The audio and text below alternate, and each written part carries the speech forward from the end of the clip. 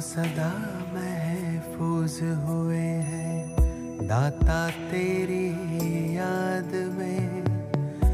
शांति, सर्व गुणों के सागर, सर्व शक्तियों के भंडार, शिव परमात्मा की अति प्रिय संतान। आज मैं ब्रह्मा कुमारी राधिका आपके सामने एक विषय लेकर आई हूँ। आओ चुनौतियों का सामना करें, घबराएं नहीं प्यारे भाई और बहनों। अक्सर घने अंधेरे के बाद ही चमकदार रोशनी दिखाई देती है।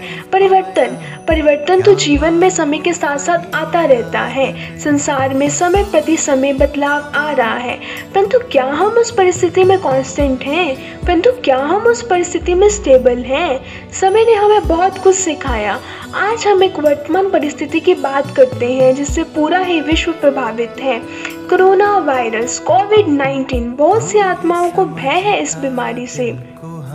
बात सोचने की ये है, अगर एक अदृश्य सा वायरस हमें मार सकता है तो एक अदृश्य सी शक्ति परमपिता परमात्मा हमें बचा नहीं सकता, जो कि सुप्रीम पावर है। चुनौतियां तो बहुत हैं, परंतु हमें उन चुनौतियों से हारना नहीं, अपितु उसका डटकर सामना करना है। इंसान को कभी भी हिम्मत नहीं हारनी चाहिए, क्योंकि पहाड़ों से निकली हुई नदी ने आज तक कभी किसी से रास्ते में ये नहीं पूछा कि समुद्र कहाँ पे है। समस्या सिर्फ बीमारी की ही नहीं है, अपितु हमारी जंग तो स्वयं से ही है, क्योंकि बहुत सी परिस्थितियां आज उत्पन्न हो गई हैं, जैसे परिवार में संस्कारों का टकराव, अकेलापन, मानसिक तनाव। ऐसी परिस्थितियों से जूझ रहे हैं। समय ने एक बहुत अच्छी चीज हमें सिखाई है कि इंसान को जिंदा रहने के लिए कमाने की जरूरत नहीं, अपितु परमात्मा को याद करने की जरूरत है।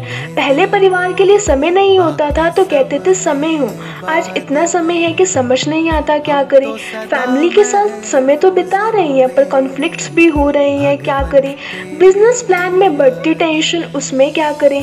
अकेलापन भी बढ़ रहा है, उसमें भी क्या करें। ऐसे अनेक से प्रश्न हमारे दिमाग में प्रतिदिन उठते हैं, क्योंकि मन को कोई कार्य नहीं दे रखा है। अगर मन को कोई कार्य दे रखा हो तो ऐसे संकल्प भी ना उठे। तो यही समय है हमें उस परम पिता परमात्मा को याद करने का, सेल्फ एनालिसिस करने का। कठिनाइयाँ तो बहुत हैं, परंतु हमें उस कठिनाइयों को देखते हुए भी नहीं देखना है। हमें हमेशा ये सोचना है कि सब कुछ अच्छा हो रहा है, जो हुआ अच्छा हुआ। Always remember one thing, obstacle come in our life to change our destiny। माना कि जो बात आई अच्छी तो नहीं थी, परंतु हम उसमें अच्छा ढूंढ सकते हैं। कोरोना वायरस में हमें बाहरी स्वच्छता के साथ साथ अंदर की, मन की स्वच्छता का भी बखूबी ध्यान रखना है। अंदर की स्वच्छता माना दूसरों की बुराइयों को देखते हुए भी हमें उस बुराइयों को नहीं देखना। इस बीमारी से हमें एक बहुत अच्छी शिक्षा मिली है। जिस प्रकार पंछी को पिंजरे में कैद कर दिया जाता है तो उसे अच्छा नहीं लगता, क्योंकि वह इस बेहद से गगन में उड़ना चाहता है। ठीक इसी प्रकार लॉकडाउन में हम भी अपने स्थानों पर कैद हो गए थे। बाहर तो जाना चाहते थे, परंतु जा नहीं पा रहे थे। ठीक उसी प्रकार आत्मा, जो कि पंछी है और शरीर उसका पिंजरा है। आत्मा तो परमात्मा को याद करना चाहती थी, परंतु शरीर इस दुनियावी कामकाज में, आकर्षणों में बहुत बिजी था।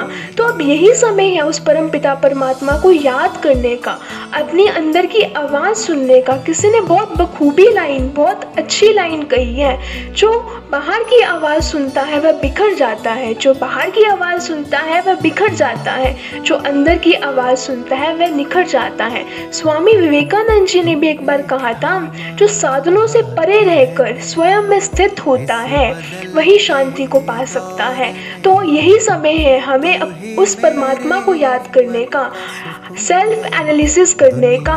तो जो आत्माएं अभी समस्याओं के समुद्र में हैं, तो ऐसी अवस्था में राजयोग ही एकमात्र ऐसा साधन है समस्याओं के समंदर से बाहर आकर शांति की लहरों का अनुभव करने का।